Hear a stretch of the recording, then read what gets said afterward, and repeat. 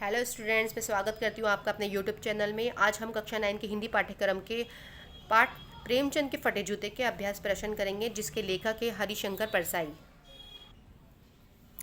प्रेमचंद के फटे जूते शीर्षक निबंध में परसाई जी ने प्रेमचंद के व्यक्तित्व की सादगी के साथ एक रचनाकार की अंतर्भेदी सामाजिक दृष्टि का विवेचन करते हुए आज के दिखावे की प्रवृत्ति और अवसारवादिता पर व्यंग्य किया है। इसके कुल अभ्यास प्रश्न 6 हैं। इसके बाद 7, 8, 9, 10 4 प्रश्न जो है वो अभिव्यक्ति के हैं।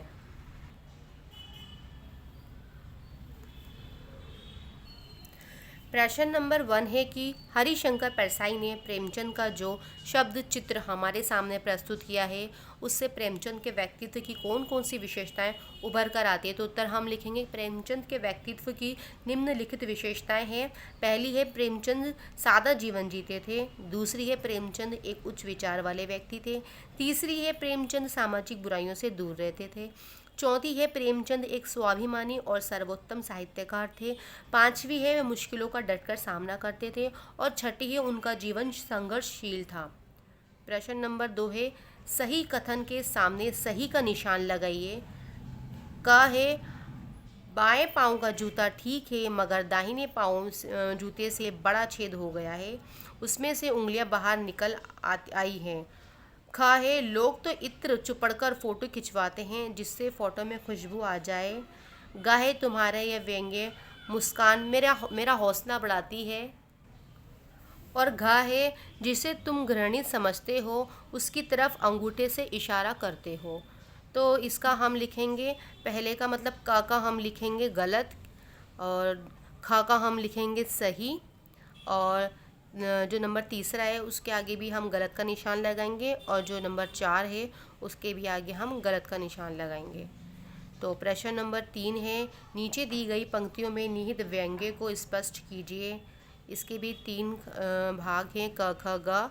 तो पहले हम क करेंगे। जूता हमेशा टोपी से कीमती रहा है, अब तो जूते की कीमत और बढ़ गई है और एक जूते पर 2500 टोपियाँ निछावर होती हैं। और इसका खा है तुम पर्दे का महत्व ही नहीं जानते, हम पर्दे पे कुर्बान हो रहे हैं। गा है जिसे तुम घृणित समझते हो उसकी तरफ हाथ की नहीं पाँव की उंगलियों से इशारा करते हो।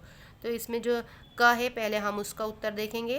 तो का उत्तर है यहाँ जूतों का आशय अमीरी से तथा टोपी का आशय मान मर्यादा तथा इज्जत से है। इज्जत का महत्व संपत्ति से ऊपर होता है, परंतु आज समाज में इज्जत को समृद्ध और एवं धनवान लोगों के सामने झुकना पड़ता है। अब हम प्रश्न 2 के ख का उत्तर करेंगे। तो इसका उत्तर हम लिखेंगे प्रेमचंद अंदर बाहर से एक समान थे। प्रेमचंद अपनी कमियों को ढकने का प्रयास नहीं करते थे। एक और प्रेमचंद को कोई चिंता नहीं थी कि लोग उनके फटे जूतों के बारे में क्या सोचेंगे, और दूसरी ओर कुछ लोग अपनी कमियों को छुपाने के लिए तरह तरह की चीज़ें करते हैं। अब दूसरे का ग करेंगे हम। इसका उत्तर हम लिखेंगे प्रेमचंद हमेशा सामाजिक बुराइयों से दूर रहे। वे गलत व्यक्ति या चीज़ों को हाथ से नहीं बल्कि पाँव की उंगली से संबोधित करना उचित समझते थे। प्रश्न नंबर 4 है पाठ में एक जगह लेखक सोचता है कि फ़ोटो खिंचवाने की अगर ये पोशाक है तो पहनने की कैसी होगी, लेकिन अगले ही पल वे विचार बदलता है कि नहीं, इस आदमी की अलग अलग पोशाकें नहीं होगी। आपके अनुसार इस संदर्भ में प्रेमचंद के बारे में लेखक के विचार बदलने की क्या वजह हो सकती है। उत्तर हम लिखेंगे लोग अक्सर दैनिक जीवन में साधारण कपड़े पहनते हैं और विशेष अवसरों पर अच्छे कपड़े पहनते हैं। पहले लेखक ने सोचा कि प्रेमचंद ने विशेष अवसर पर साधारण कपड़े पहने हैं, तो साधारण मौक़ों पर वह कितने साधारण कपड़े पहनते होंगे। लेकिन बाद में लेखक को लगा कि प्रेमचंद का जीवन सादगी से भरा और दिखावे की दुनिया से दूर है। प्रश्न नंबर 5 है आपने व्यंग्य पढ़ा, इसे पढ़कर आपको लेखक की कौन सी बातें आकर्षित करती है।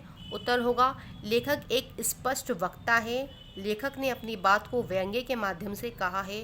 प्रेमचंद के व्यक्तित्व की विशेषताओं को व्यक्त करने के लिए जिन उदाहरणों का प्रयोग किया गया है वे व्यंग्य को और भी आकर्षित बनाते हैं। लेखक ने सामाजिक दोषों को बड़ी सरलता से व्यक्त किया है। अब इसका आखिरी प्रश्न है प्रश्न 6 पाठ में टीले शब्द का प्रयोग किन संदर्भों को इंगित करने के लिए किया गया है।